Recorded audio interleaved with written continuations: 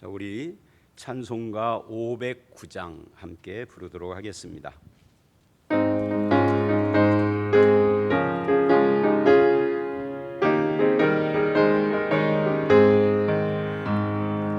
기쁜 일이 있어 전국 정진에 나간 아들 돌아왔도다. 아버지가 진이 마중 나가서 잃은 자식 반겨 맞았네. 영광 영광 주께 돌리세. 하늘 빛바 소리 울리네. 파도 소리 같은 찬양 소리를 전지진동하게 부르세. 기쁜 일이 있어 전국 정진에 돌아온 자 받아주신다. 죄에 빠진 자를 건져주시니 성령으로 거듭났도다. 영광 영광 주께 돌리세. 하늘 빛바 소리 울리네. 파도 소리 같은 찬양 소리를 전지진동하게 부르세. 잔치 베풀려고 전국 정진에 돌아온 자 참여하도다. 오늘 위한 영혼 거듭났으니 기쁜 소식 전파하여라. 영광 영광 주께 돌리세. 하늘 빛바 소리 울리네. 파도 소리 같은 찬양 소리를 전지진동하게 부르세. 민영숙 권사님 기도하시겠습니다. 다 함께 기도하시겠습니다. 거룩하고 존귀하신 하나님 아버지 감사합니다. 환난 가운데서도 우리를 보호하시고 역경 가운데서도 소망을 주시는 하나님의 사랑 감사와 찬양을 드립니다. 코로나19로 인하여 전 세계가 서로 얽혀 있으며 나 자신 혼자 살아가는 것이 아님을 깨달았습니다. 함께 살아가는 기쁨, 함께 나누는 즐거움, 그 안에 주님이 주인 되어 함께 계심에 감사드립니다. 현재 질병에 신음하는 성도님들, 어려운 처지와 환경과 재정 문제로 고통당하시는 분들에게 주님의 인내하심을 베풀어 주시옵소서. 우리의 삶이 예배가 되어야 함을 일깨워 주신 주님, 각자의 터전이 예배의 자리 되게 하시고 함께 모여 예배드림이 얼마나 소중하고 행복했던 것임을 더욱 간절히 느낍니다. 하루속히 사태가 종결되므로 회복되기를 간절히 원합니다. 이번 주일은 고난주일입니다. 예수님의 수제자 베드로가 3번씩이나 주님을 부인한 것처럼 우리는 과연 얼마나 주님을 부인하고 살았는지요. 죽음까지 이기신 예수님의 능력을 믿으며 은혜를 덧입혀 주시옵소서. 그리스도로 옷 입고 내 삶의 자리마다 생명을 일깨우는 우리가 되게 하여 주옵소서. 어떠한 상황과 조건 앞에서 우리의 위로와 소망이 되시는 주님만 바라보게 하옵소서. 우리 삶의 자리에 은혜의 손길로 위로하시는 주님만 의지합니다. 이 시간 주시는 하나님의 말씀에 충만한 성령으로 함께해 주셔서 갈급한 심령들을 적셔 주시옵소서. 살아계셔서 우리를 의의 길로 인도하시는 감사하신 예수님의 이름으로 기도드리옵나이다. 아멘.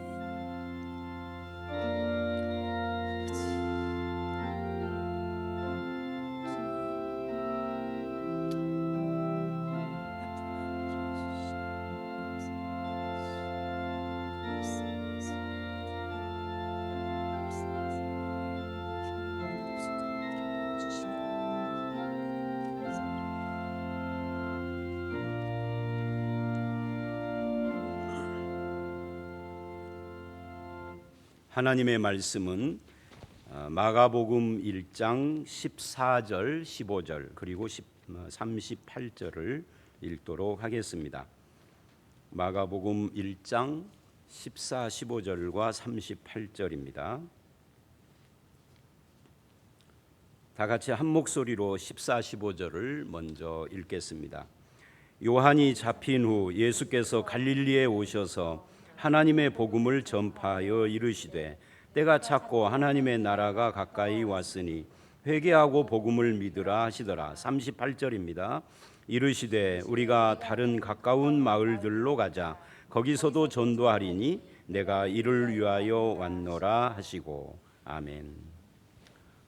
이 수요 예배는 주일 예배하고는 달리 당분간 양육반, 제자반, 새가족반 하는 우리 교회 성경 공부를 설교화하는 그런 설교를 하도록 하겠습니다. 이미 우리는 이 코로나 사태 이전에 양육반 전체 27과 중에 25과까지를 진행을 했어요.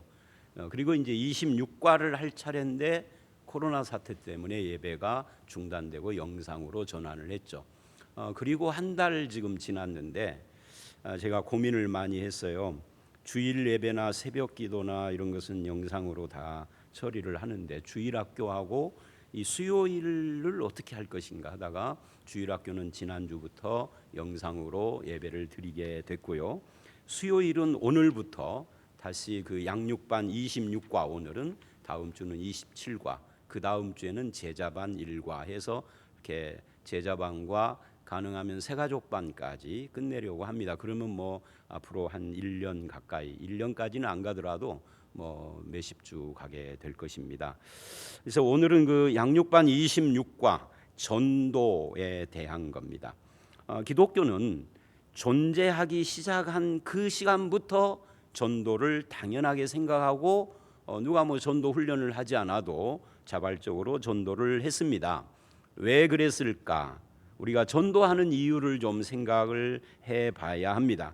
기본적으로는 내가 받은 구원의 은혜를 누군가에게 전하는 것은 성도에게 영광스러운 일이기 때문에 전도를 하는 거죠. 그러나 이런 이유 말고도 우리가 전도해야 할 다른 많은 이유들이 있습니다. 먼저는 신구약 성경의 초점이 예수 그리스도입니다. 방금 읽은 이 마가복음 1장을 보면 예수님의 사역의 초점이 무엇인가가 나옵니다. 그러니까 신구약 전체의 초점이 예수고 그 예수님의 사역의 초점, 14절 15절을 보면 이렇게 말을 해요. 예수님이 오신 이유를 복음을 전파하여 그럽니다. 전도죠 이게. 그리고 38절을 보면 예수께서 직접 다른 가까운 마을로 가자. 왜 다른 가까운 마을로 가느냐? 지금 여기서 인기를 한참 끌고 있는데 거기 머물지 않고 뭐 나를 굉장히 좋아하는 사람들이 뭐 몇십 명, 뭐 몇백 명 모이는 곳에서 개척을 하면 교회가 부흥될 거 아니에요. 근데 전혀 내 이름을 모르고 얼굴도 모르는 다른 가까운 마을로 가자. 왜? 왜냐하면 거기서도 전도하리니 내가 이를 위하여 왔노라. 예수님도 전도를 위해서 왔다 이렇게 지금 말을 합니다. 그래서 어떤 분은 이렇게 이야기를 해요. 예수님은 이 세상에 단 한 사람만 존재한다고 해도 그를 위하여 십자가를 지셨을 것이다. 그만큼 이 복음 전도, 영혼의 구원 이게 그렇게 중요하다라는 뜻이죠. 그런데 이 중요한 전도의 사명을 하나님은 믿는 자들에게 주셨습니다. 그래서 베드로전서 2장 10절 말씀을 보면 성도의 신분을 왕 같은 제사장이다 라고 하신 다음에 사명을 이야기를 하는데 우리 화면 함께 읽어봅니다. 시작. 이는 너희를 불러 그의 기이한 빛에 들어가게 하신 이의 아름다운 덕을 뭐하게? 선전하게 하려 하심이라. 이 선전이라는 것이 전도죠. 그리고 사도행전 10장을 찾아보면 뭐 거기를 직접 읽지는 않고 제가 쭉 설명을 하겠습니다만은 10장 전체에 어떤 이야기가 나오느냐면 하나님이 고넬료를 구원하시려고 하면서 어떻게 했느냐? 먼저 10장 3절로 16절을 보면 하나님께서 베드로를 찾아오셔서 부정한 짐승을 잡아먹으라고 하늘의 보자기를 내려 주십니다. 물론 환상 중이에요. 그런데 나는 안 먹겠다. 나는 부정한 거 안 먹는다. 이렇게 베드로가 3번이나 거부해요. 이게 참 희한한 환상인 거죠. 그런 다음에 하나님께서 천사를 고넬료에게 보내가지고 뭐라고 하느냐면 베드로를 초청해라 라고 말을 합니다. 그래서 고넬료가 보낸 사람들이 베드로를 찾아갔는데 17절로 23절을 보면 마침 베드로가 자기가 본 환상이 무슨 뜻인가 하고 고민을 하고 있었어요. 그때 성령께서 뭐라고 하느냐면 두 사람이 너를 찾으니 의심하지 말고 함께 가라 그래요. 왜 의심하지 말고 그랬느냐면 이방인이잖아요. 즉 유대인이 볼 때 이방인은 부정한 짐승같이, 나는 부정한 짐승을 안 먹습니다, 하나님이 먹으라 해도 그랬던 베드로에게, 그러니까 그 환상이 이방인을 전도하기 위해서 만나는 것과 어떤 관련성이 있다 하는 이야기죠. 그래서 베드로가 고넬료를 따라 이방인의 집에 갑니다. 유대인들은 이방인의 집에 절대 안 들어갑니다. 이방인을 우리 집에 데리고는 와도 내가 이방인 집에는 절대 안 가요. 이게 아주 철칙이었어요. 근데 가라고 그러니까 간 거예요. 가서 보니까 이 이방인 백부장인 로마의 군인이잖아요, 장교잖아요. 고넬료의 온 집안이 주님을 영접할 준비를 이미 다 하고 있어요. 33절에 이럽니다. 베드로를 보고 첫 마디가 오셨으니 잘하였나이다. 우리가 다 하나님 앞에 있나이다. 그래서 베드로가 이렇게 말을 해요. 참으로 하나님은 사람을 외모로 보지 아니하시고 각 나라 중에서 하나님을 경외하며 의를 행하는 사람을 다 받으시는 줄 내가 깨달았다 그래요. 그러면서 그 이름을 힘입어 죄사함을 얻는다라고 예수 그리스도의 복음을 전합니다. 그 내용이 36절로 43절까지 10장의 뒷부분이에요. 자, 그런데 여기서 이제 제가 이 사도행전 10장 이야기를 소개하는 이유는 왜 하나님은 이렇게 복잡하게 전도를 하실까예요. 여러분, 가장 효과적인 방법이 뭐예요? 하나님이 고넬료를 찾아와서 베드로를 가서 데리고 와라 이럴 것이 아니라 고넬료에게 또는 천사가 직접 회개하고 예수 믿어라 그러면 훨씬 효과가 있죠.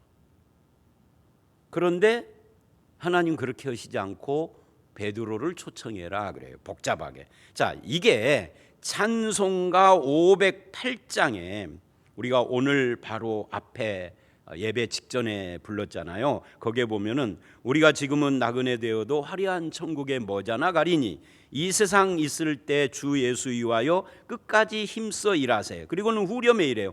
주 내게 부탁하신 일을 천사도 흠모하겠네. 주 내게 부탁하신 일, 그게 뭐예요? 천사도 흠모할 만한, 그게 전도예요. 지금 이 508장이 전도 찬송가잖아요. 그러니까 전도는 하나님이 보실 때 천사에게 주신 특권이 아니다 그 말이에요. 전도는 사람에게만, 어떤 사람, 믿는 사람에게만 주신 특권입니다. 그러니까 전도는요, 사명이기 전에 특권이 먼저예요. 천사도 가질 수 없는. 또 하나 우리가 전도해야 한 이유는 전도의 긴박성 때문입니다. 누가복음 16장 19절로 31절에는 유명한 부자와 나사로 비유가 나옵니다.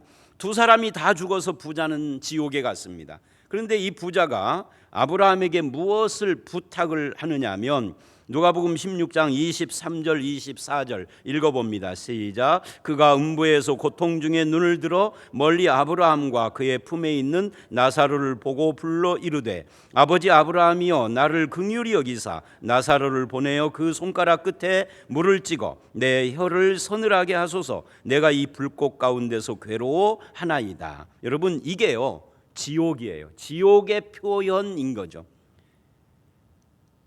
손가락에 물방울 하나만 적시어줘도 살 것 같다는 거예요. 근데 아브라함이 거절을 합니다.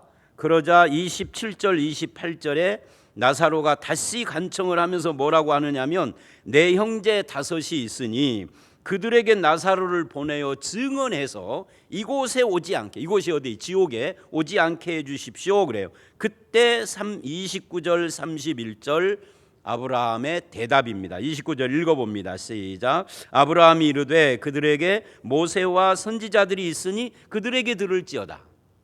여러분, 이 말이 뭐예요? 모세와 선지자, 즉 성경이거든요. 구약 성경. 성경 말씀으로부터 메시지를 안 들으면 소용없다 그 말이에요. 그러니까 부자가 30절에 다시 이래요. 만일 죽은 자 가운데서 살아나는 자가 있으면 회개하리이다. 그러자 31절에 아브라함이 대답하는 내용입니다. 읽어봅니다. 시작. 이르되 모세와 선지자들에게 듣지 아니하면 비록 죽은 자 가운데서 살아나는 자가 있을지라도 권함을 받지 아니하리라 하였다 하시니라. 여러분, 죽은 자가 살아났어요. 천국 보고 왔어요. 지옥 보고 왔어요. 그런 간증들 많잖아요, 한국교회. 근데 이 본문은 예수님이 직접 하는 말이에요. 죽은 자가 살아나도 말씀 안 믿으면 소용없다. 한국교회는 거꾸로 해요. 말씀 팽개치고 죽은 자가 살아난 간증 쫓아다녀. 이 성경은 확실하게 말을 합니다. 죽은 자가 살아나서 하는 거 소용없는 거다. 말씀. 근데 말씀을 들어야 하는데 이 말씀을 누군가가 전해줘야 하는 거죠. 그죠? 그것이 전도예요. 그래야만 말씀 앞에 회개하고 믿을 수 있는 것이죠. 이게 예수님이 하신 말씀이에요. 예를 들면 앞에 깊은 구덩이가 있는데 그쪽으로 가면은 죽을 줄 모르는 어린 아기가 기어가고 있습니다. 그쪽으로. 그거를 어른이 봤어요. 그럼 어떻게 해야 될까요? 이러는 겁니다. 아, 쟤는 타고난 복대로 가는 거야. 아니면 불교는 이렇게 말을 하죠. 인과응보야. 업보질모지고 가는 거야. 그런다고요. 그런데 찰스 피니라는 목사님은 미국에서 시카고 시내에서요. 그 안 믿고, 여러분 미국 사람들은 옛날부터 다 예수 믿은 거 아니에요. 일부만 믿은 거예요. 지금은 뭐 미국 사람이라 해도 50% 이상이 안 믿는 사람이고 타종교인이고 뭐 그러죠. 무신론자들이고. 그러니까 그 찰스 피니는 지금부터 몇백 년 전 사람인데 그 당시에도 미국 사람 중에 안 믿는 사람들이 엄청 많았어요. 그래서 시카고 시내에서 그런 사람들을 바라보면서 엉엉 울었다고 그래요. 시내 바닥에 엎드려 가지고 길바닥에. 그래서 이 찰스 피니의 설교를 들으려고 300km 떨어진 곳에서도 말씀 들으러 왔답니다.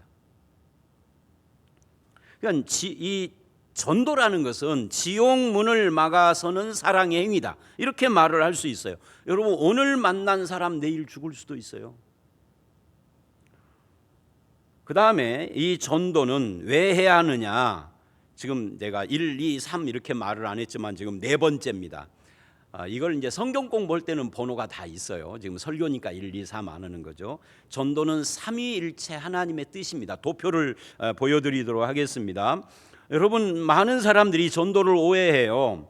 전도는 교회 부흥을 위하여서 사람을 교회로 끌어오는 행위다. 아니요. 그거하고는 관계가 없어요. 또는 전도는 내가 직분자이기 때문에 하는 것이다. 또는 상급을 얻기 위해서 하는 것이다. 그렇지 않습니다. 전도는 하나님의 뜻입니다. 요한복음 6장 30절을 보면 내 아버지의 뜻은 아들을 보고 믿는 자마다 영생을 얻는 이것이다 라고 말을 합니다.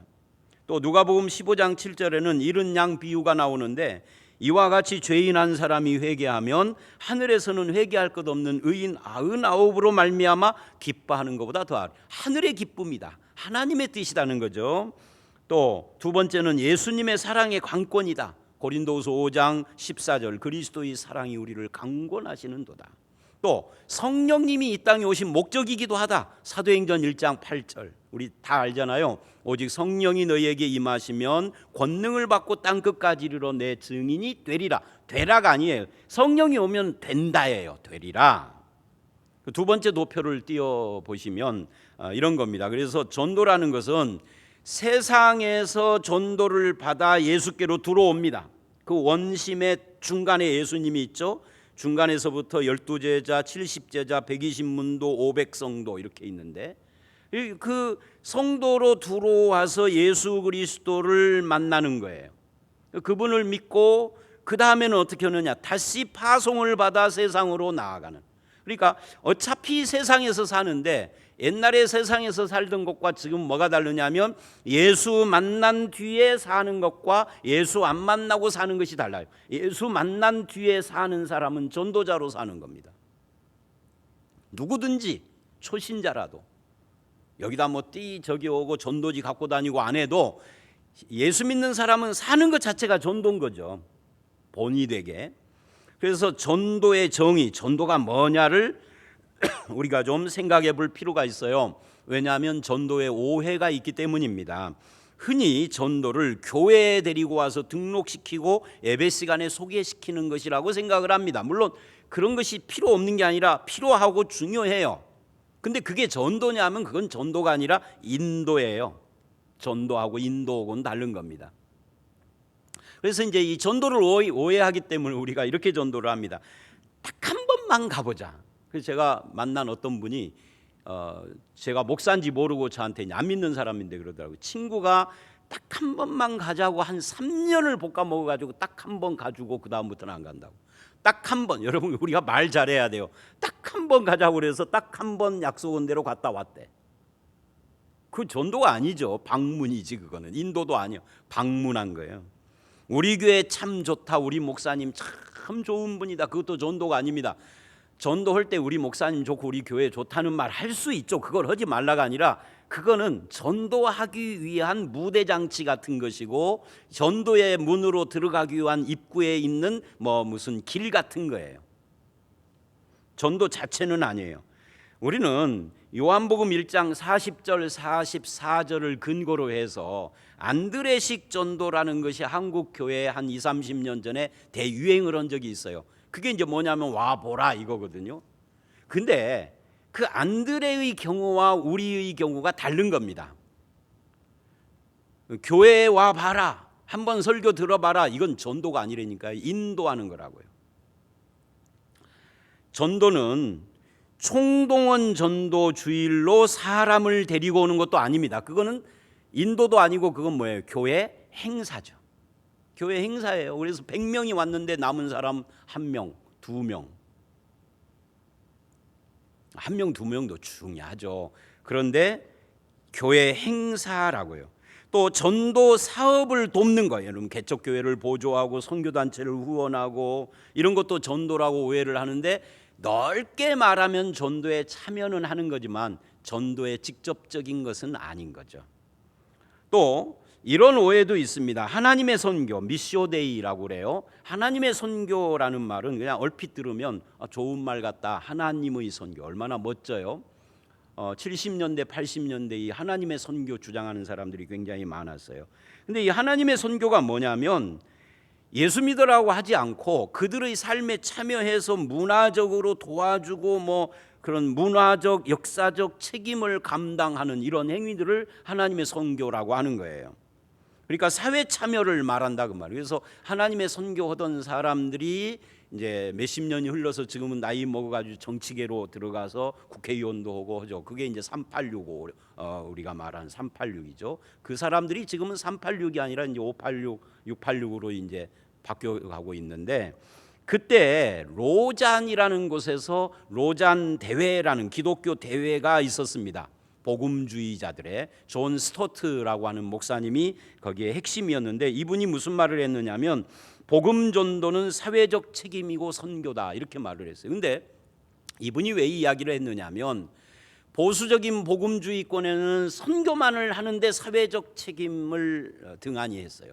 근데 자유주의 진보권에서는 사회적 책임, 미시오데이, 하나님의 선교만 이야기를 했지 직접적인 선교에 등한히 했어요. 그러니까 이제 로잔 대회에서 복음주의자들이 아니다. 사회적인 책임과 선교가 함께 가야 한다라고 강조를 균형을 이야기를 한 거죠. 궁극적인 목적은 뭐예요? 사회 참여가 아니라 사회 참여를 통하여서 선교하는 것이죠. 복음 전도라는 것은 그래서 인도하는 것도 아니고 행사하는 것도 아니고 사업을 돕는 것도 아니고 사회 참여도 아니다. 그럼 전도는 뭐냐?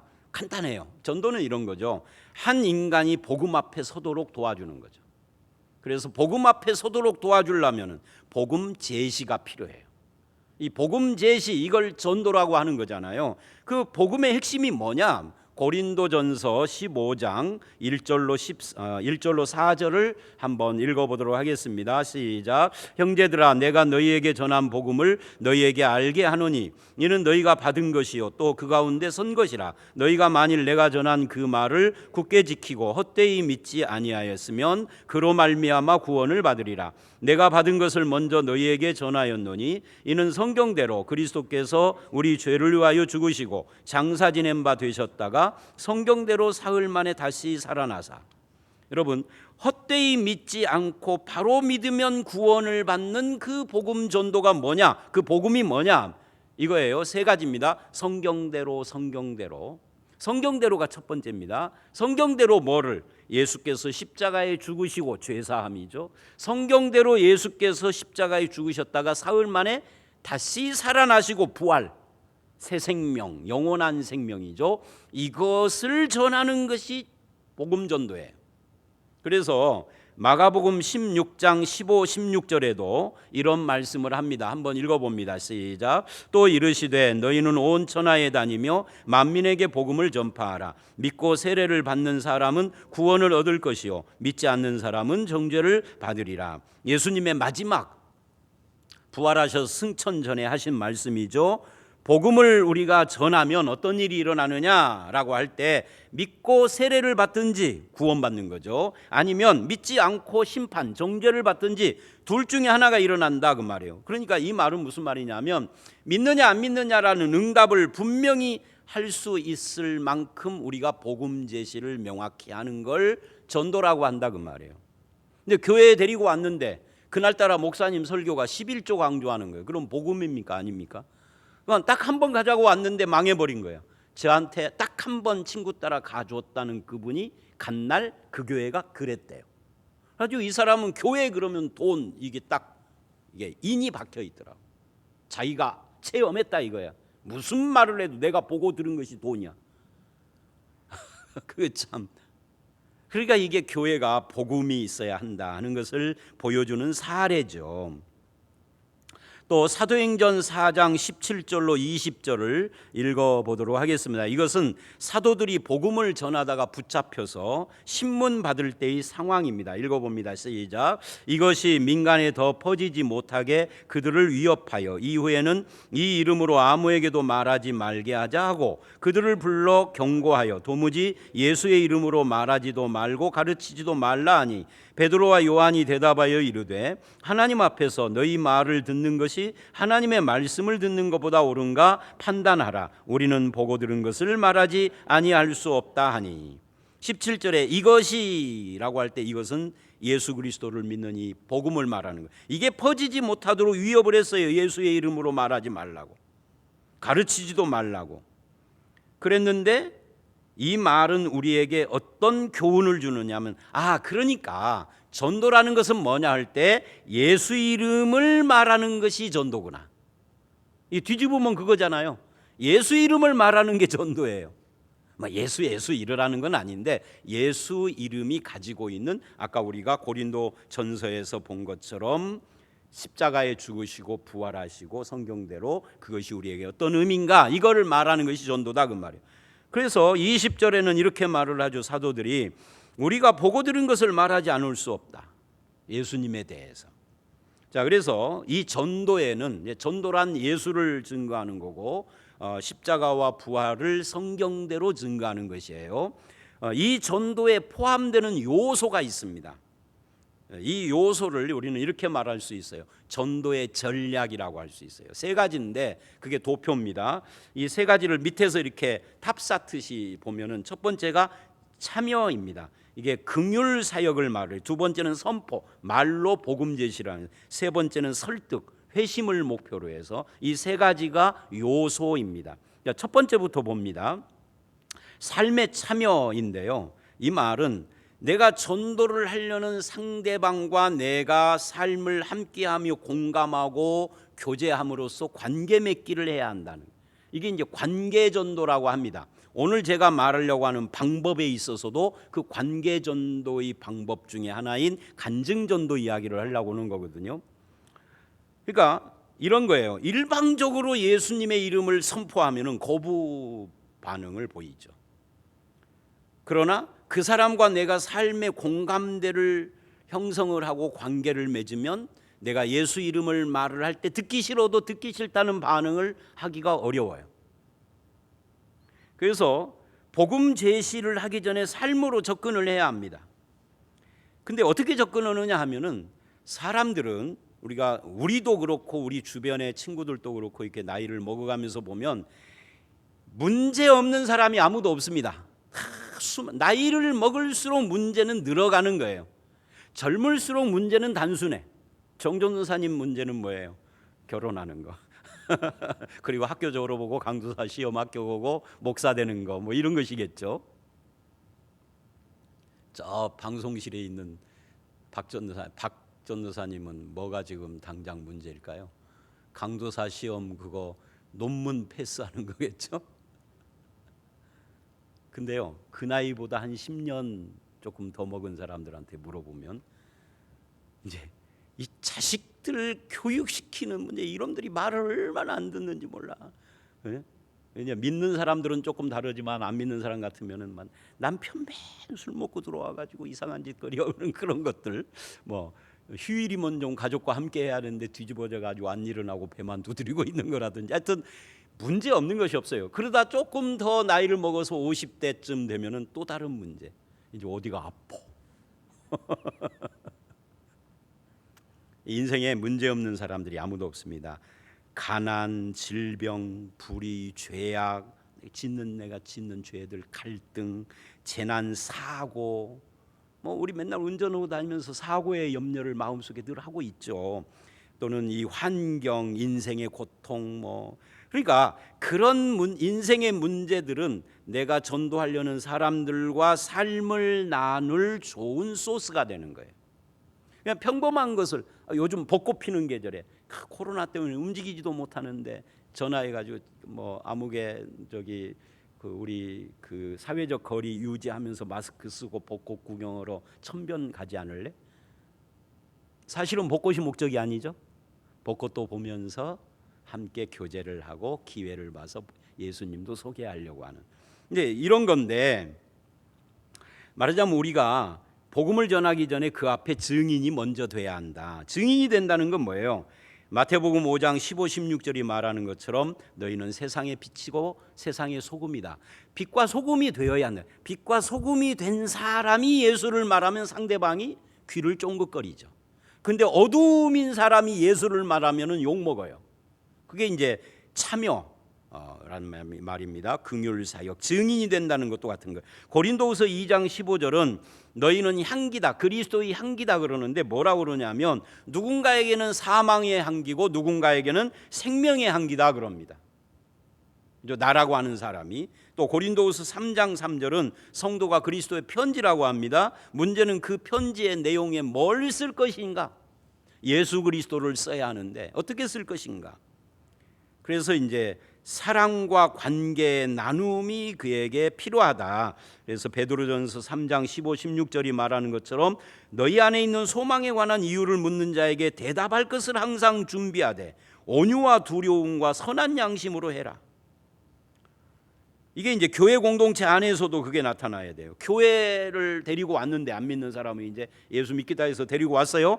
데리고 왔는데 이 교회가 쌈박질이 나고 난리가 나고 들어온 지 얼마 몇 달 안 되는 사람을 놓고 뭐 내 편이니 네 편이니 왜 그 사람 오고 밥 먹었어 나오고 먹어야 되는데 오고 막 이상한 짓거리를 하면 이 사람은 교회에 다니겠어요? 안 다니지. 현실 교회 안에 그런 일들이 일어나요. 사실 실제로. 뭐 우리 교회라고 예외가 없어요. 이 초대교회는 안 그랬다 그 말이에요. 사도행전 2장을 보면 각 가정마다 새로 믿은 사람들을 초청을 해서 삶을 나누고 물건을 나누고 했지 네 편이냐 내 편이냐 이런 거 안 했다 그 말이에요. 사람들이 교회에 나오게 된 동기를 조사한 통계 보고가 있습니다. 그 통계에 보면 이런 거예요. 광고지나 전단지, 길거리에서 예수 믿으세요 이렇게 나눠주는 그거를 통해서 교회에 온 사람은 새로 믿은 사람 중에 2%밖에 안 돼. 100명 중에 2명. 그 다음에 목회자를 통하여서 교회에 온 사람은 6%, 100명 중에 6명. 그러니까 목사는 전도의 은사가 많은 사람은 아니야. 사실은 제가 목회를 해보니까 이 설교 준비, 지금은 코로나 때문에 수요 예배를 잠시 중단했다가 지금 오늘부터 하는데, 중간에 수요 예배 또 주일 예배, 매일 새벽 기도, 성경 공부, 설교 준비하는 것 또 벅차서 전도 잠시 삶을 좀 쉬고 어디 여행을 가고는 할 수 있어도 왜? 쉼을 위해서. 하도 지치니까. 뭐 신방 가고 이런 거 중간에 끼어들고 어쩌고 보면은요, 다른 거 할 여유가 거의 없습니다. 그러니까 목사를 통해서 교회 오는 사람이 6%밖에 안 되는 거예요.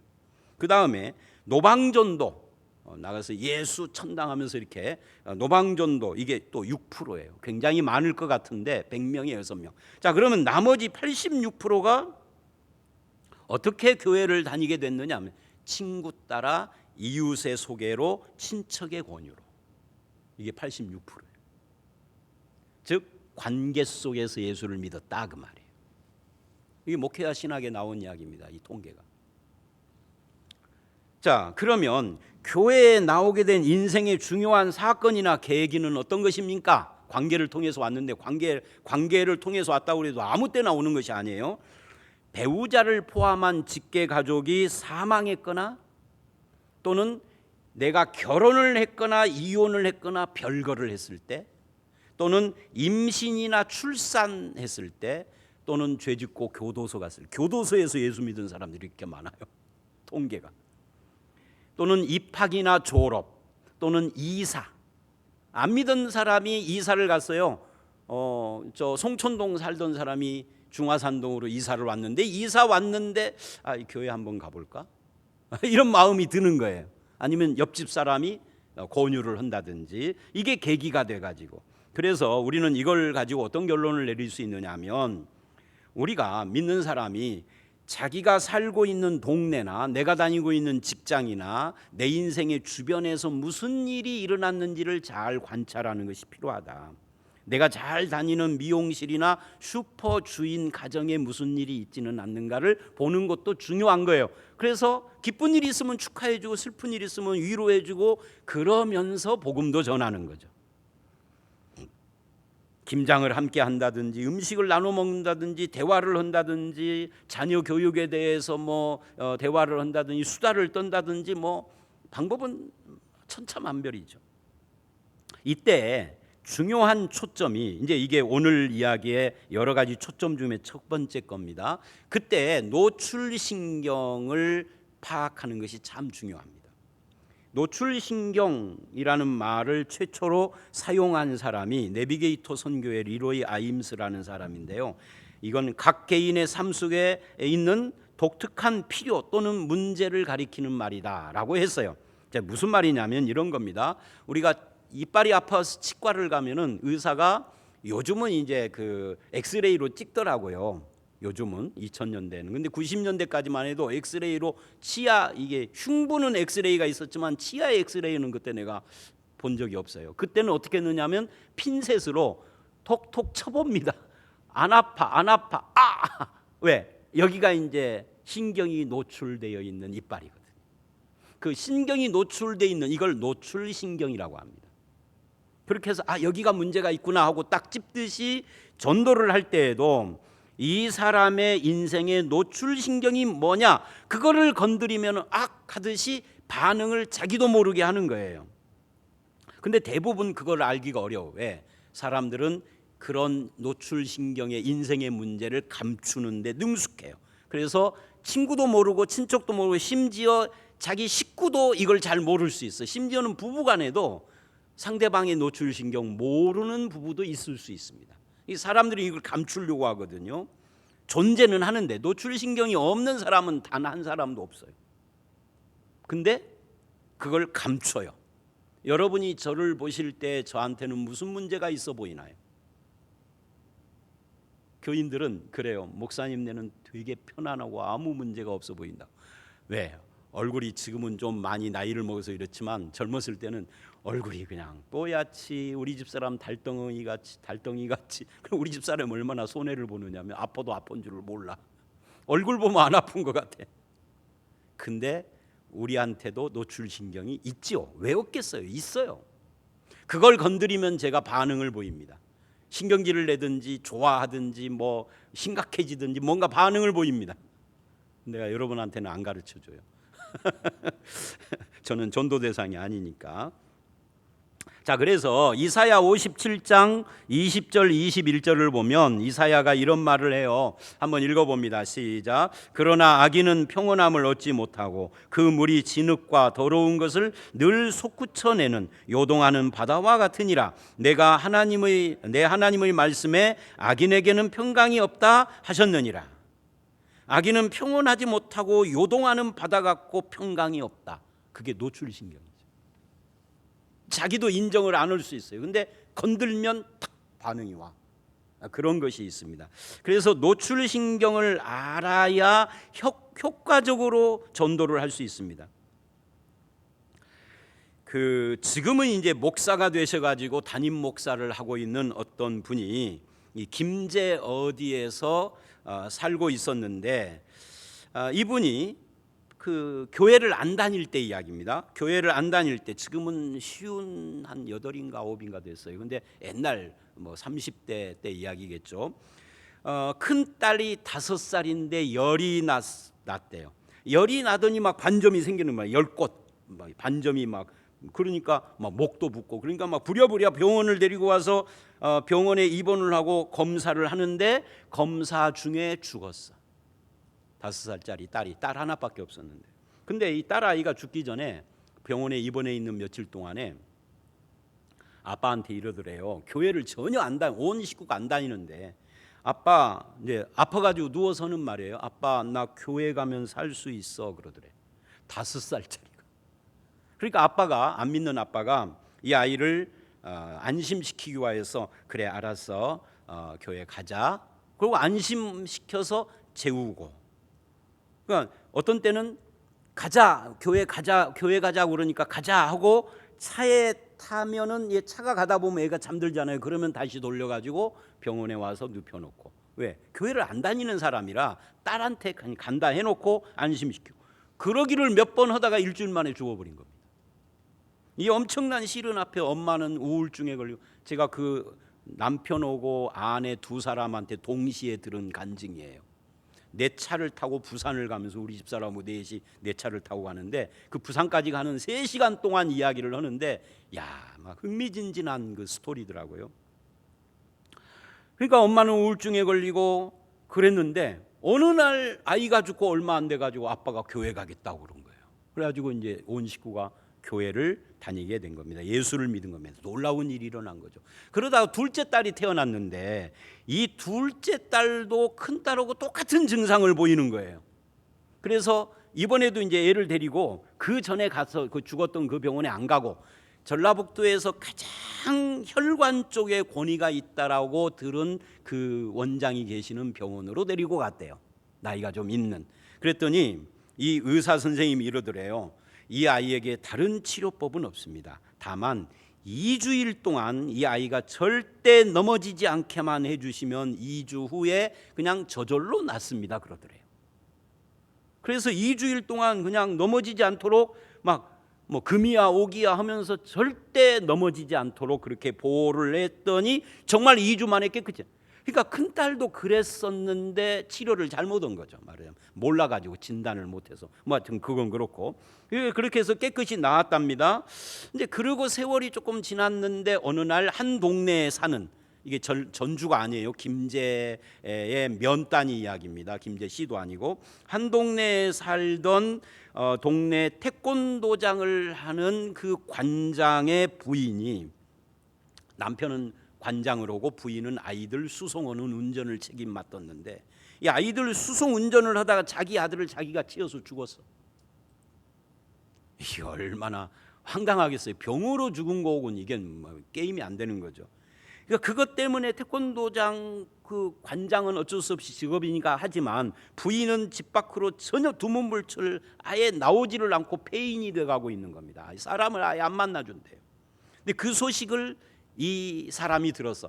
그 몇 년 사이에 이 남편이 직업 다 때려치우고 신학교 가서 전도사가 됐어. 이 전도사 부인이 그 소식을 듣고 그 집을 찾아갔습니다.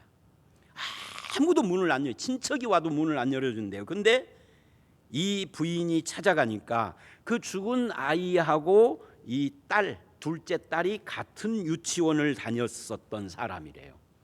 그러니까 이게 그 큰 아이가 죽은 것도 알고 서로 교회를 안 다니지만 그렇게 해서 이게 찾아가니까 이 사람한테 문을 열어준 거예요. 그래서 사모님이 가가지고 자기 큰 아이 잃은 이야기를 쫙 하면서 자기가 신앙생활을 하게 된 경위를 말을 하니까 문을 활짝 열고 그 다음 주부터 교회를 따라 나오기 시작을 하는데 우리한테 그 간증을 할 때 그때는 그 태권도장 그 관장 부인이 집사가 됐다고. 이게 뭐예요? 이게 노출신경. 아무한테도 문을 안 열지만 동병상련 같은 입장에 있는 사람의 이야기를 들으면서 문을 연 거예요. 노출신경은 사람과 접촉점이 되고 그 사람의 마음을 열게 하는 힘이 있습니다. 그러면 노출신경을 어떻게 찾아야 할까? 노출신경을 찾으려면 가장 첫 번째가 대화가 필요하죠. 그리고 나 자신을 보면 됩니다. 내가 예수께 돌아오기 전에 가졌던 문제가 뭘까? 하면서 생각을 해보면은 사람 대동소이하거든요. 또 예수께로 온 뒤에 그 특별한 치료를 특별한 나의 문제를 어떻게 채워주셨는가 예수님이 그런 것도 생각해보고 아직도 싸우고 있지만 점차 정복돼가고 있는 나의 문제는 무엇인가 이런 것들을 정리를 해보면 사람들이 거의 비슷하기 때문에 동일한 문제 범주 안에 있는 겁니다. 그래서 이 노출신경의 예들 가운데 예를 들면 이런 것들이 있어요. 거기 화면이 지금 나오죠. 쭉 보세요.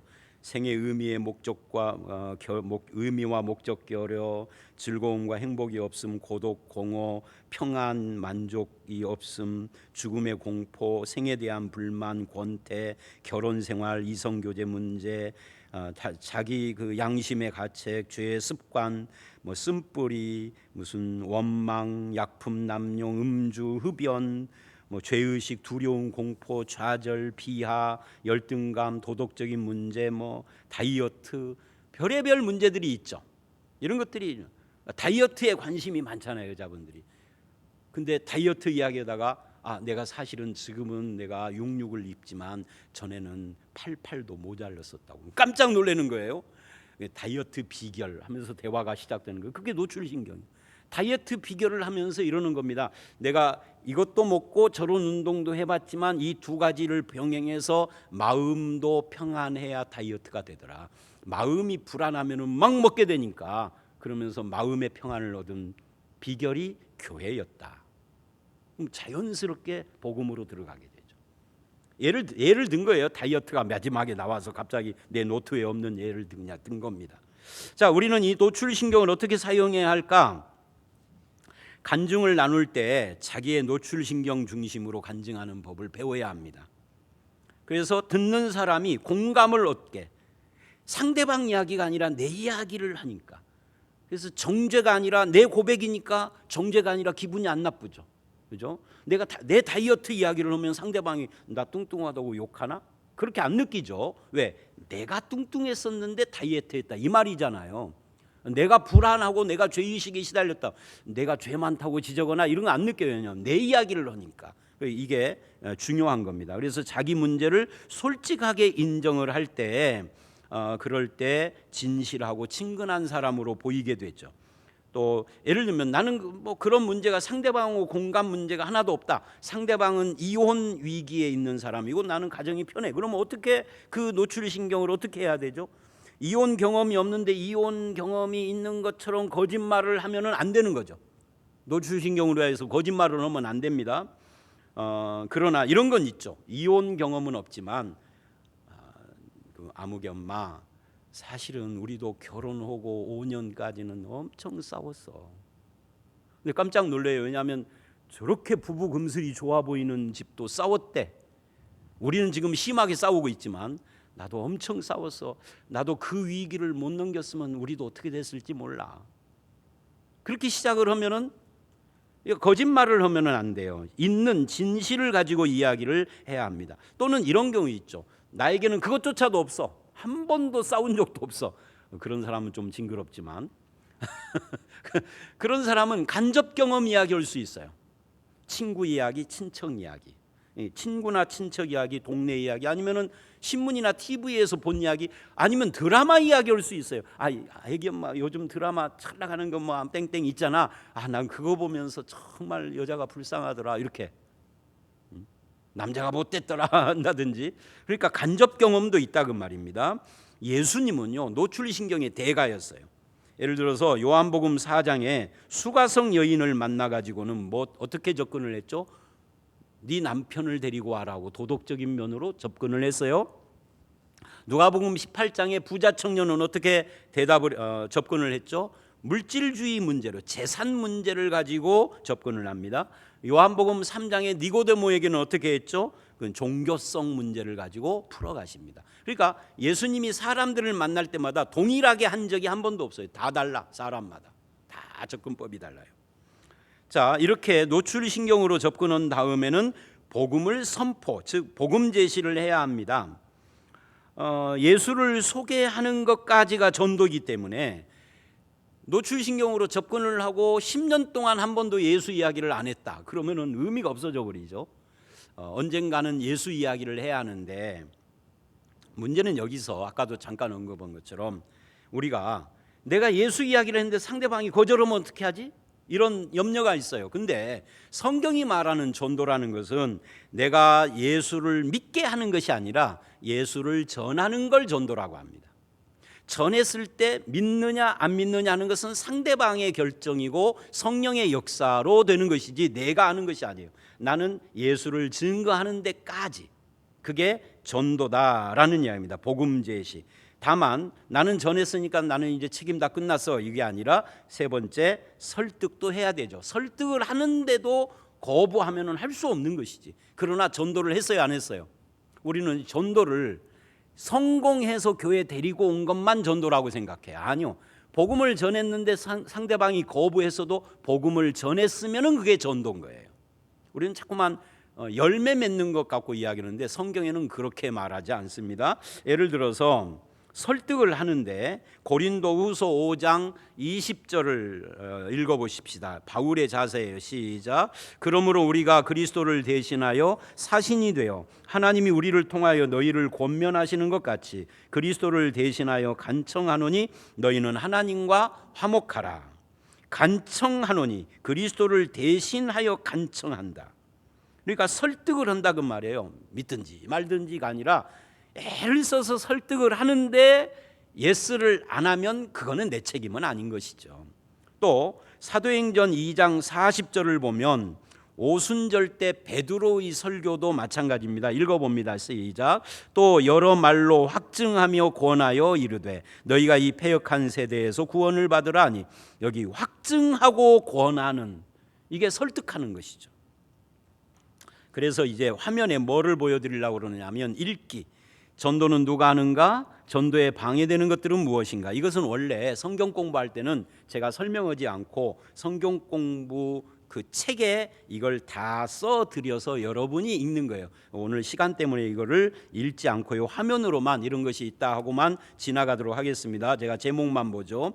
은사와 직분 문제, 그리고 교회 분열, 성도들 사이에 사랑이 없음, 이것도 전도에 악영향을 끼치고, 교회 내향성, 교회가 밖을 향해서 오픈되지 않는 것도 전도를 막는 거고요. 두려움, 뭐라고 말을 할까를 모르겠다라든지, 차라리 가만히 있자라든지, 상대방이 기분을 상할지도 모른다, 아니면 전도에 실패하면 어떻게 할까는 두려움이 있는 겁니다. 근데 사실은 전도는 실패가 없어요. 전도를 하면 그건 다 성공이에요. 왜?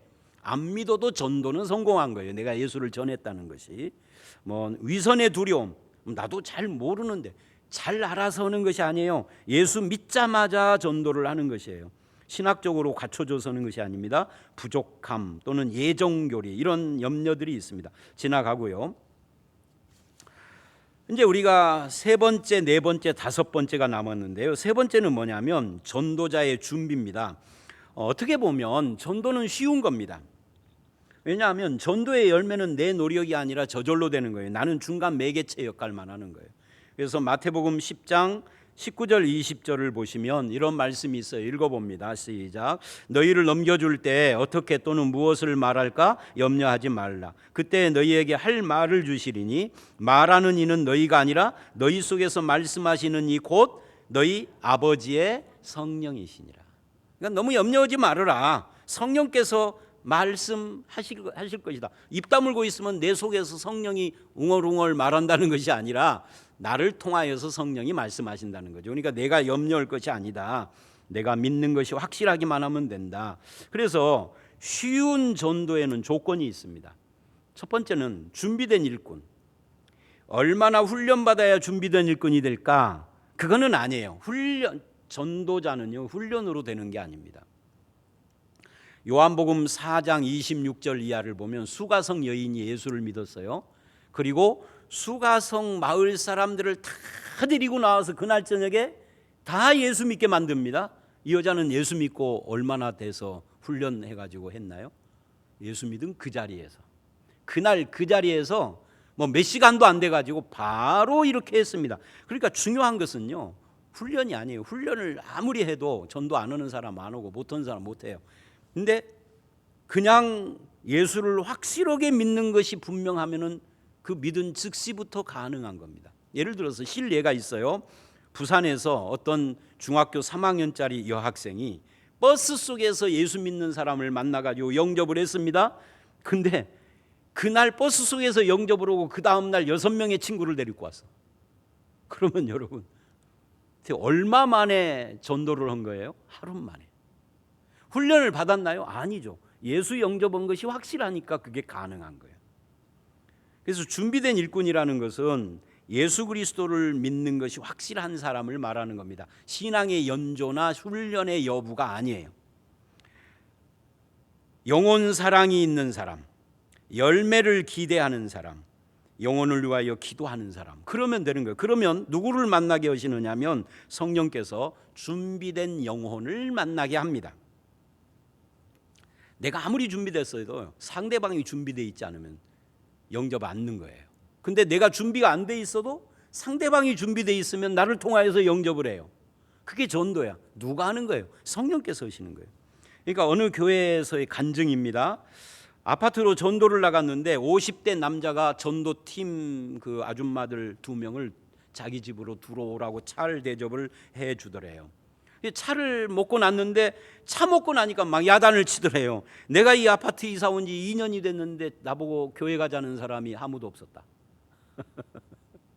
그래가지고 그 남자를 그 다음 주에 교회를 데리고 갔다 오잖아요. 이런 간증들은요 넘쳐요. 사실은 부산에서는 어떤 칠순 노인이 예수를 믿고 전도 온 사람한테 이랬대요. 이렇게 좋은 걸 와 이제 왔노? 좀 젊었을 때 전해주지 그러더래요. 경상도 쪽은 예수 믿는 사람이 적으니까. 근데 요즘은요 부산이 예수 믿는 사람 숫자가 많이 늘어났답니다. 제가 한 15년 전쯤 들었을 때는 부산에 예수 믿는 사람이 5% 뭐 7% 5% 그 사이라고 그랬거든요. 근데 이번 올해 초에 부산에서 목회하는 우리 후배가 왔다 갔는데 10%가 넘는데요. 많이 올라갔다 그래요. 그러니까 이제 신천지도 많아지고. 자, 전도의 방법인데요. 전도의 방법은 목사님 그 다른 화면 그 따로 드린 거 있죠. 전도의 방법이 여러 가지가 있는데 다 대동소이합니다. 이제 제가 화면으로 보여드릴 전도의 방법은 뭐냐면 브릿지라고 하는 거예요. 하나님의 선물인 영생이라는 이런 건데, 이거는 이제 이거를 제가 오늘 직접 여러분들에게 뭐 시연을 해드릴 마음은 없습니다. 예를 들면 이제 이런 식으로 해서 하나님과 당신은 원래 친밀한 관계였는데 죄로 말미암아 분리가 됐습니다. 그래서 분리된 것이 이제 이렇게 하나님과 인간이 분리됐는데 예수가 오셔서 다리가 되어 주시고 믿으면 영생을 얻고 뭐 이런 요한복음 5장 24절을 가지고 하는 전도예요. 근데 이거 말고 목사님 이제 이거를 제가 그거를요 한동안 보여주고 그다음 쭉 넘겨주세요. 이거 설명을 하지는 않겠습니다. 근데 이제 왜 이걸 제가 설명을 하지 않느냐면 이것을 할 수 있으면 굉장히 좋아요. 아주 간단하고 요한복음 5장 24절만 가지고 그 구절만 외우면은 다 끝나. 근데 그거조차도 어려워하더라고. 성도님들은 복잡하게 생각하고 어려워하고 두려워하고 그래요. 그래서 이거 말고 전도의 방법이 사실 많아요. CCC 사형리라든지 전도 폭발이라든지 어린이 전도협회에서 나온 글 없는 책 아시는 분들 있을 거예요. 또 금방 보여드린 영생, 브릿지, 하나님의 선물인 영생, 이런 것들이 있는데, 이런 것들은 나이 많으신 분들은 어려워하고 나이가 젊어도 특별히 그쪽에 훈련된 사람이 아니고는 어려워하더라고요. 그래서 이런 것은 있다, 지금 화면으로 보여드리는 거, 이런 것들이 있다 하는 것만 말씀드립니다. 그래서 목사님 쭉 화면 한 다음에 맨 처음 화면만 한번 더 보여주세요. 이게 뒤에 나오는 화면은 맨 처음 화면을 설명하는 겁니다. 설명하는 거니까 그냥 그렇게 하고 맨 처음 것만 보여주시면 됩니다. 그래서 저는 이런 것은 어려워들 하니까 하지 않고 누구나 할 수 있는, 초등학생도 할 수 있고 뭐 할머니도 할 수 있는, 예수 믿은 것이 분명하면 할 수 있는 전도법을 지금 말을 하려고 합니다. 이게 이제 마지막 이야기입니다. 그게 뭐냐면 구원 간증이라는 거예요. 이 구원 간증이라는 것은 내가 예수를 믿은 그 구원을 간증식으로 해서 전도하는 겁니다. 그러니까 이거는 외울 필요가 없어요. 왜? 내가 예수 믿은 것 가지고 하는 거니까 뭐 따로 자기가 믿은 것을 따로 외운다는 건 좀 이상한 거죠. 그건 가짜죠, 가짜. 내가 믿은 거니까. 근데 다만 내가 믿은 것이라 할지라도 이게 체계화가 되어 있지 않으면 중구난방으로 설왕설래하고 뭐 이 말했다 저 말했다 하고 길어지니까 요거를 한 7분에서 10분 안으로 할 수 있도록 우리가 정리를 해볼 필요가 있어요. 그러면 7분에서 10분이면 어떻게 되느냐면 이런 A4 용지 앞면 한 페이지면은 7분에서 10분입니다. 제가 설교를 할 때 말이 좀 빠른데요, 이 한 페이지가 7분 걸려요. 근데 이걸 좀 말을 약간 늦추면 10분 걸리는 거죠. 그러니까 이게 빡빡하게 썼을 때의 이야기입니다. 빡빡하게 쓰지 않으면 5분에서 7분이면 가능해요. 그래서 A4 용지 한 면에다가 써보는데 간단 명료하게 우선 구원 간증이라는 이런 겁니다. 내가 구원받은 경험을 나누는 겁니다. 근데 사람들이 이거 구원받은 간증할 때 간증이라고 하면 사람들이 부담스러워해. 왜냐하면 우리나라는 간증을 아주 극적인 체험이나 특별한 체험을 해야 간증이라고 생각해요. 죽었다 살아났다든지 암에 걸렸다가 뭐 교통사고가 났는데 다 죽고 나만 살았다든지 이런 것만. 그런 것이 아니고 뭐 깡패로 있다가 뭐 무지하게 착한 사람 되고 이런 것이 아니고, 간증이라는 것은 내가 삶에서 체험한 믿음의 사건을 다 간증이라고 합니다. 예를 들면 어려서부터 태어나자마자 믿는 집에서 태어난 사람은 극적인 간증을 할 것이 없어요.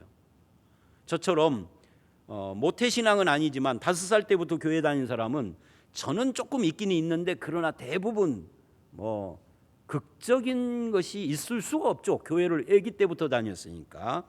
그러나 그런 건 극적인 것은 없지만 어느 날인가 깨달은 하나님의 은혜는 다 있는 거란 말이죠.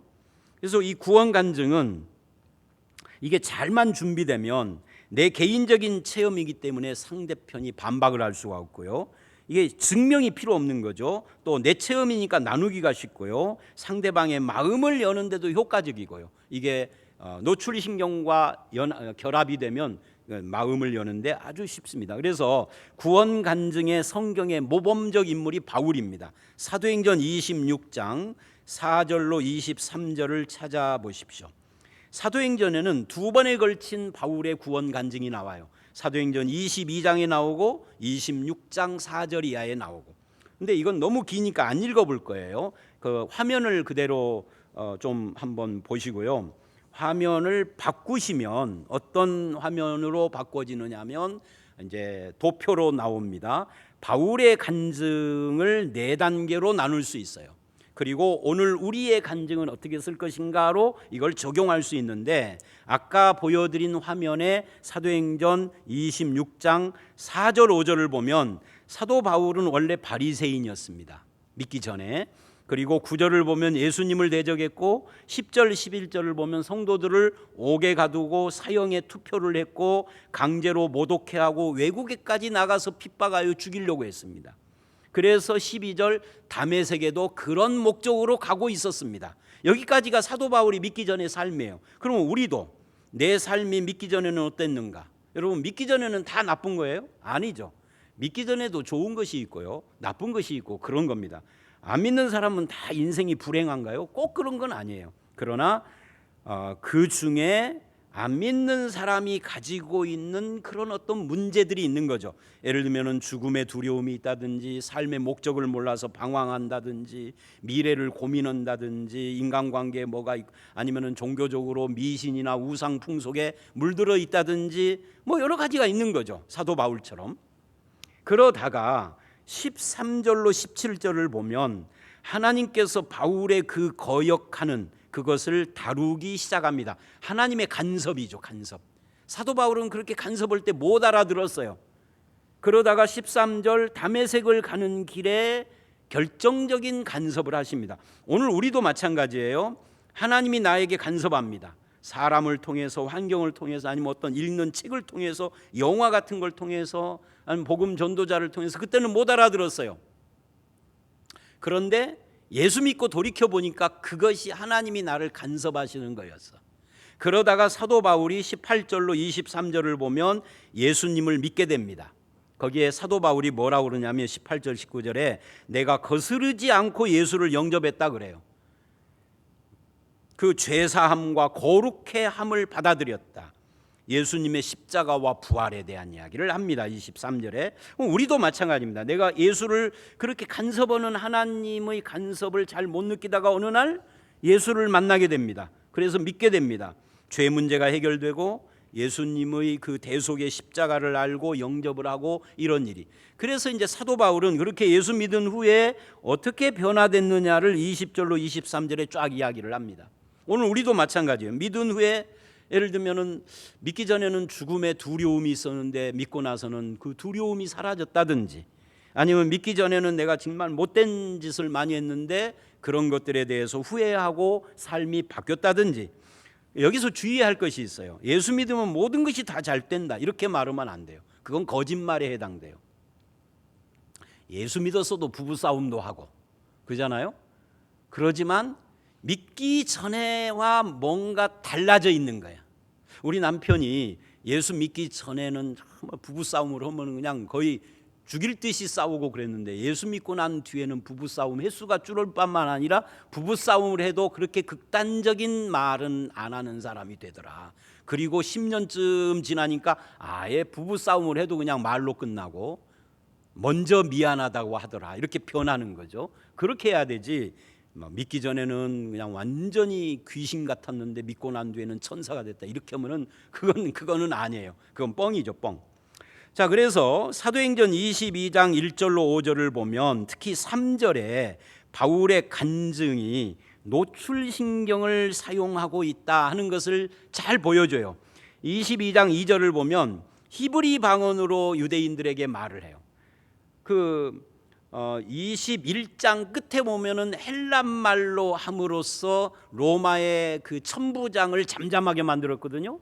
그리고는 22장 1절 2절을 보면은 히브리 말로 말을 하자 바울을 죽이려고 몇천 명이 모였는데 그 사람들이 조용해져 버립니다. 왜? 히브리 말을 하니까.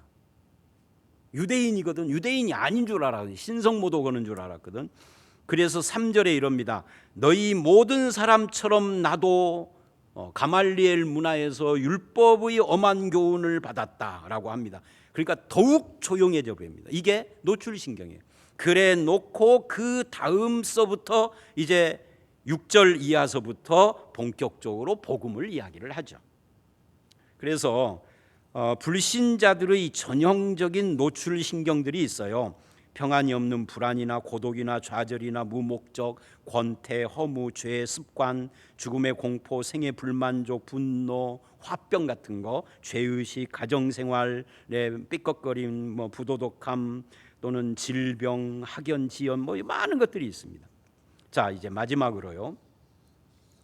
여러분이 다음 주에 27과 즉시 양육으로 양육반 이 성경 공부 설교를 다 끝내는데, 즉시 양육이라는 것은 그렇게 예수를 믿은 사람을 즉시 양육해 주는 거거든요. 근데 그러려면 여러분이 집에서 오늘 제 설교를 듣고 개인 간증문을 작성해 오셔야 합니다. A4 용지 한 면으로 작성해 오셔야 되는데 거기에 주의사항이 있습니다. 되도록 짧게 하십시오. A4 용지 한 면을 너무 빡빡하게 안 채워도 돼요. 5분에서 7분 어수선하지 않고, 그 다음에 1인칭을 사용해야 합니다. 내가 그래야 됩니다. 부정적인 말을 하지 마셔야 됩니다. 타종교나 타교회나 다른 사람을 비난하는 말은 가급적 안 해야 합니다. 이 구원 간증에서 지나친 종교적인 용어를 피해야 합니다. 할렐루야, 코이노니아, 니시, 여호와 니시, 임마누엘, 영광, 구속, 심령, 회심, 화목, 대속, 어린 양, 씻음, 궁핍. 우리는 아주 익숙한 말인데 안 믿는 사람은 하나도 못 알아들어요. 어린 양 그러면은 우리 양 안 키우는데 그래요. 우리는 어린 양이 예수님이잖아. 궁핍 그러면 이게 가난인데 잘 못 알아들어요. 대속 이런 거. 그 다음에 설교투가 아니라 평상시 말해야 되고 미사 요구를 쓰면 안 됩니다. 그 다음에 성경의 권위를 줘야 됩니다. 나는 내가 구원받았다라고 느꼈습니다. 이러면 안 됩니다. 말씀이 이렇게 말을 했습니다. 그렇게 말을 해야 됩니다. 우리 목사님이 그러면 구원이라고 했습니다. 그래도 안 됩니다. 권위를 성경에 둬야 합니다. 그 다음에 상대방이 공감하도록 흥미있게 해야 합니다. 과장이나 거짓은 하지 않되 흥미있게. 핵심을 강조해야 됩니다. 어떻게 예수를 믿었는가, 이게 핵심이에요. 성경 인용 구절은 2구절을 넘지 말아야 됩니다. 한 구절이면 더 좋고요. 믿기 전에 좋았던 것도 말을 해야 됩니다. 나쁜 것만 말을 하면 안 되겠죠.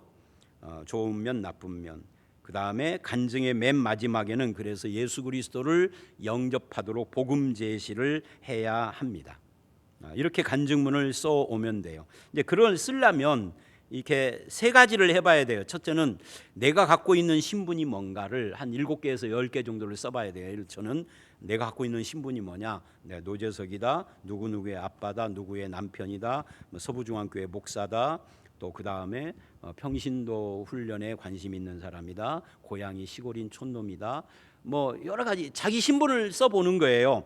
이걸 써봐야 노출신경이나 자기 간증하고 연결이 돼요. 근데 이 중에서 제일 자랑스러운 것 두세 가지의 밑줄을 그어보는 거죠.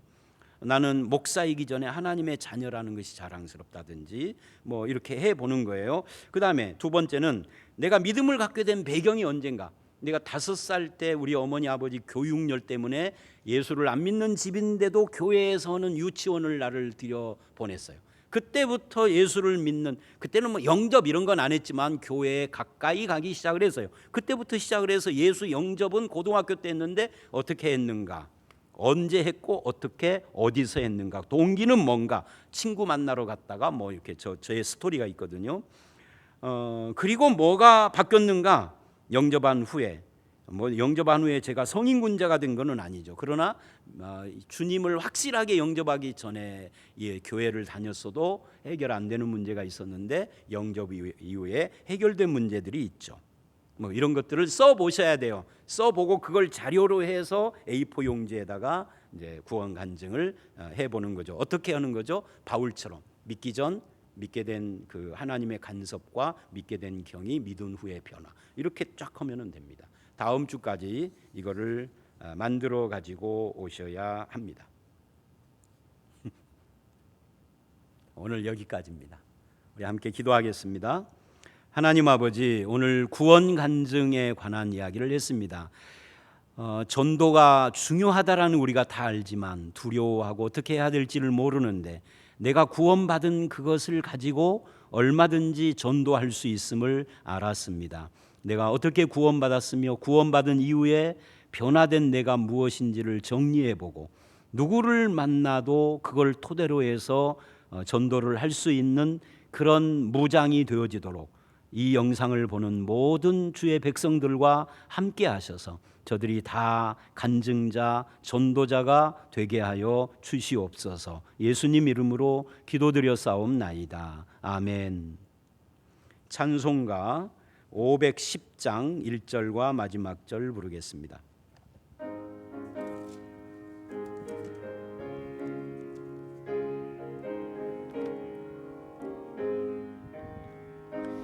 한매 진리 등대 길이 빛나니 우리들도 등대되어 주의 사랑 우리 작은 불을 켜서 험한 바다 비추세 물에 빠져 헤매느니 건져내어 살리세 너의 등불도 두어라 거친 바다 빛처럼 빛을 찾아 헤매느니 생명선에 건져라 우리 작은 불을 켜서 험한 바다 비추세 물에 빠져 헤매느니 건져내어 살리세. 이번 주간은 고난 주간이고 돌아오는 주일은 부활주일입니다. 부활주일에 칸타타나 성찬 세례식은 하지 않고 이 성찬 세례식은 아주 안 하는 것이 아니라 5, 6월로 미루어졌고요. 부활절 예배는 그대로 드립니다. 교회에 나와서 드리는 것이 아니라 영상으로 하는데 제가 부활의 메시지를 전할 것입니다. 또 부활 헌금도 하시고 뭐 그렇게 해주셨으면 좋겠습니다. 주일이나 오늘 수요 예배도 마찬가지고요. 교회의 스마트폰 어플로 전주 서부중앙교회를 검색해서 설치하시고 보시면 되고 또는 그 컴퓨터에서 우리 교회 홈페이지로 들어가면 말씀 코너가 있습니다. 거기서 보셔도 되고요. 또 홈페이지 같은 데 보면 유튜브로 연결이 돼 있어서 유튜브를 하실 수 있는 분은 이 유튜브는 굉장히 쉽습니다. 그냥 플레이 스토어에서 유튜브가 이미 다 깔려 있을 거예요. 유튜브에서 서부중앙교회나 노재성 목사 하면은 이게 딱 나옵니다. 이제 그것만 주의하시면 돼요. 몇 월 며칠 날 한 설교인가. 왜냐하면 많이 나오기 때문에 새벽 기도가 7개가 나오고 주일 것이 하나 나오고 뭐 수요일 것이 나오기 때문에 이제 어떤 것인가 그거를 잘 보셔야 돼요. 물론 최근 것이 비교적 앞에 나오기는 합니다.